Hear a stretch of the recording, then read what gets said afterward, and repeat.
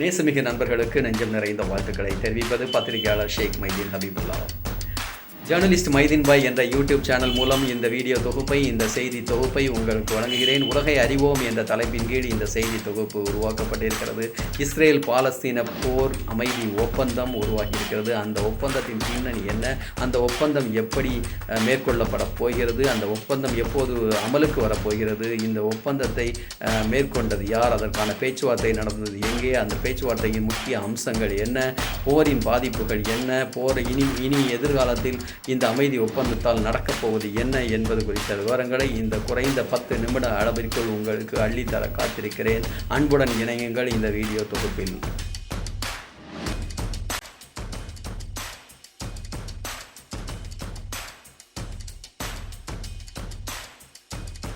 October 7, 2023 காலை 6:29 மணி. இந்த நேரமானது, இந்த நாளானது, இந்த ஆண்டானது இஸ்ரேலுக்கும் பாலஸ்தீனத்துக்கும் அமெரிக்காவுக்கும் அரபு நாடுகளுக்கும் மற்ற நாடுகளுக்கும் மிகவும் வரலாற்றில் முக்கியத்துவம் வாய்ந்த ஒரு நாளாக கருதப்படுகிறது. என்ன அப்படின்னு சொன்னா இந்த நாளில் தான் இஸ்ரேல் மிகப்பெரிய வல்லரசான அமெரிக்காவின் உறவு நாடாக, நட்பு நாடாக இருக்கக்கூடிய அந்த இஸ்ரேல் இராணுவத்திலும் தொழில்நுட்பத்திலும் மிகவும் பலம் வாய்ந்ததுன்னு சொல்லுவாங்க. அப்படிப்பட்ட அந்த நாட்டிற்குள் அவர் அதிநவீன தொழில்நுட்பங்கள் நிறைந்த இராணுவத்தை வைத்திருக்கக்கூடிய இஸ்ரேல் நாட்டிற்குள் மிகப்பெரிய தாக்குதலை ஹமாஸ் என்ற அமைப்பு நடத்தியது. ஹமாஸ் யார் என்றால், ஹமாஸ் அமைப்பு என்பது காசாவின், பாலஸ்தீனத்தின் ஒரு பகுதியான காசாவின் ஆட்சியாளர்களாக இருக்கக்கூடிய அமைப்பாகும். இந்த ஹமாஸ் அமைப்பு என்பது இஸ்ரேலின் ஆக்கிரமிப்பை அகற்றுவதற்காக போராடக்கூடிய அந்த நாட்டுடைய ஒரு போராளிகள் அமைப்பாக இருக்கிறது. இந்த அமைப்பு தான் மிகப்பெரிய வல்லரசின் நட்பு நாடான இஸ்ரேல் மீது மிகப்பெரிய தாக்குதலை நடத்தியது. அதாவது இஸ்ரேலை பொறுத்தவரை எப்போதுமே காசாவிலிருந்து, பாலஸ்தீனத்திலிருந்து அவ்வப்போது தாக்குதல் நடத்தப்படும், ஏமனிலிருந்து தாக்குதல் நடத்தப்படும் என்றெல்லாம் எதிர்பார்ப்புடன் அங்கு மிகப்பெரிய இராணுவ பாதுகாப்பை அவர்கள் ஏற்படுத்தியிருக்கிறார்கள். அதில் ஒன்றுதான் அயன் டோம் அமைப்பு என்று சொல்வார்கள். இது வான் தடுப்பு அமைப்பு என்று சொல்லப்படுகிறது. அப்படிப்பட்ட அயன் டோம் உடைய அந்த பாதுகாப்பை மீறி ஹமாஸால் ராக்கெட் தாக்குதல் நடத்தப்பட்டது. 250க்கும் மேற்பட்டவர்கள் இஸ்ரேலுக்குள் இருந்து பழைய கைதிகளாக ஹமாஸால் பிடித்து செல்லப்பட்டார்கள். 1100 பேர் இந்த இஸ்ரேலியர்கள் இதில் கொல்லப்பட்டிருக்கிறார்கள். தாக்குதலை சற்றும் எதிர்பார்க்காத இஸ்ரேல் உடனடியாக பதில் நடவடிக்கையை தொடங்கிச்சு.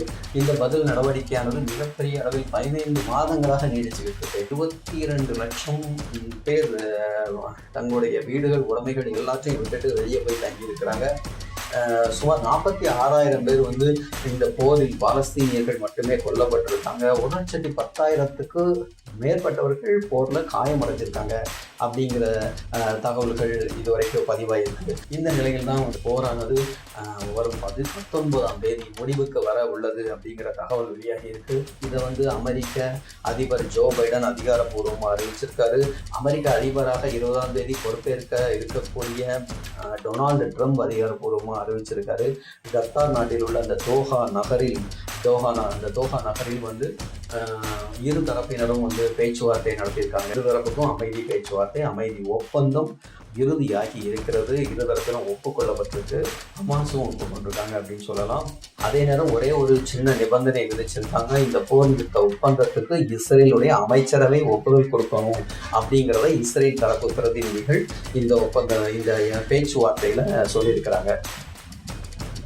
மொத்தம் 3 கட்டமாக இந்த அமைதி ஒப்பந்தமானது அமலுக்கு வரும் அப்படிங்கிறத சொல்லப்பட்டிருக்கு. முதல் கட்டத்தில் அப்படின்னு பார்த்தீங்கன்னா வரும் 19ஆம் தேதியிலிருந்து ஒரு 6 வாரத்துக்கு போர் நிறுத்தம் கண்டினியூஸாக நடத்தப்படணும், போரை நிறுத்தி வைக்கணும், எந்தவித தாக்குதலும் நடத்தக்கூடாது அப்படின்னு சொல்லியிருக்காங்க. இரு தரப்பிலும், ஹமாஸ் தரப்பிலும் சரி, இஸ்ரேல் தரப்பிலும் சரி, எந்த தாக்குதலும் நடத்தக்கூடாது அப்படின்னு சொல்லியிருக்காங்க. முதல் கட்டமாக ஒரு 33 பணைய கைதிகள், அவர்கள் 50 வயதுக்கு மேற்பட்டவர்கள், அந்த பணைய கைதிகள் அவர்கள் இஸ்ரேலை சேர்ந்தவங்க. அந்த இஸ்ரேலை சேர்ந்த 33 பணைய கைதிகள் இப்போது காசாவில் ஹமாஸுடைய கட்டுப்பாட்டில் இருக்காங்க.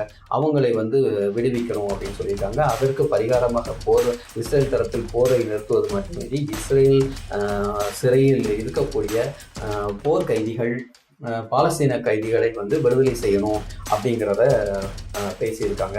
இதன் பிறகு அடுத்த 2வது கட்டத்தில், இந்த முதல் கட்டம் வெற்றி அடைந்து விட்டால் அந்த 2வது கட்டத்தில் மீதம் இருக்கக்கூடிய பணைய கைதிகளை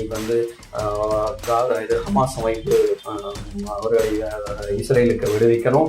அதே போன்று அங்கும் இஸ்ரேல் நாட்டில் சிறையில் இருக்கக்கூடிய அவர்களுடைய அமைப்புடைய அந்த பாலஸ்தீனத்தினுடைய கைதிகளை பாலஸ்தீனத்தை சேர்ந்தவர்கள் யாராவது பிடித்து வைக்கப்பட்டிருந்தால் அவர்களை விடுவிக்கணும் அப்படின்னு சொல்லியிருக்காங்க.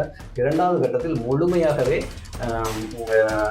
இஸ்ரேல் தரப்பை சேர்ந்த இராணுவ வீரர்கள், இராணுவ தளவாடங்கள், அந்த ஒட்டுமொத்த இஸ்ரேலானது காசாவை விட்டு வெளியேறி விட வேண்டும் அப்படின்னு பேசப்பட்டிருக்காங்க. மூன்றாவது இந்த அமைதி ஒப்பந்தத்தின் ஷரத்து என்னவா இருக்கு அப்படின்னா காசாவை மறுகட்டமைப்பு செய்யறது அப்படின்னு சொல்லி, அதாவது எகிப்து, கத்தார், யூஎன் என்று சொல்லக்கூடிய அந்த ஐக்கிய நாடுகள் சபை ஆகியோருடைய மேற்பார்வையின் கீழே மறுகட்டமைப்பை உருவாக்க வேண்டும் காசால. ஏன்னா காசா முழுவதுமாக அழிக்கப்பட்டிருக்கு அப்படின்னே சொல்லக்கூடிய அளவுக்கு அங்கு அனைத்து கட்டடங்களும் குண்டுகளால் துளைத்து சிதிலமாக்கப்பட்டிருக்கு, உடைந்துருக்கு.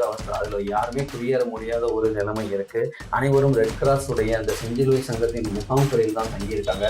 ஸோ இவர்கள் அனைவரும் மறுபடி அவர்களுடைய ஊருக்கு, சொந்த இடங்களுக்கு செல்ல முடிவு பண்ணியிருக்காங்க அந்த மக்கள்.